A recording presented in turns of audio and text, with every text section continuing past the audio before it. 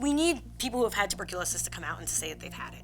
We need people to say that they've survived it and that they've taken their medicine and that it's great. And and I want to be that person because I feel like this is why it happened to me over somebody else because I'm able to do this. My biggest message would be you're gonna have to be patient because it is a lengthy process to be cured, but you are gonna be cured.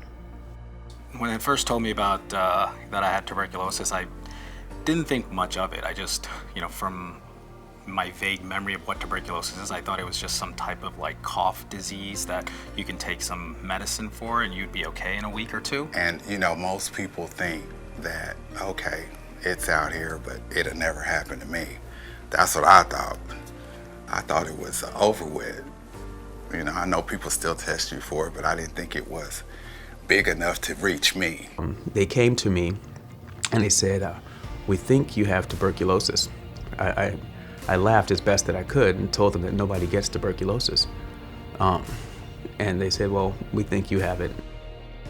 I was a little fearful, when I started to read about what tuberculosis could do. One of the main concerns I had when the diagnosis with TB was made was everybody else.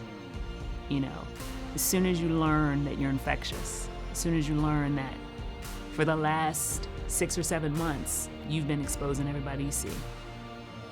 And you're thinking the metro, you're thinking your job, you're thinking your family. It does prefer people living in poverty. It does attack disproportionately people who are living with chronic disease, but it also doesn't care. The risk factor for tuberculosis, the biggest one is breathing.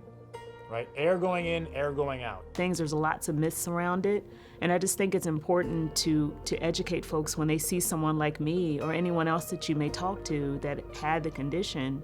We look just like you. We didn't ask for this. We didn't expect this to happen to us, but it's possible.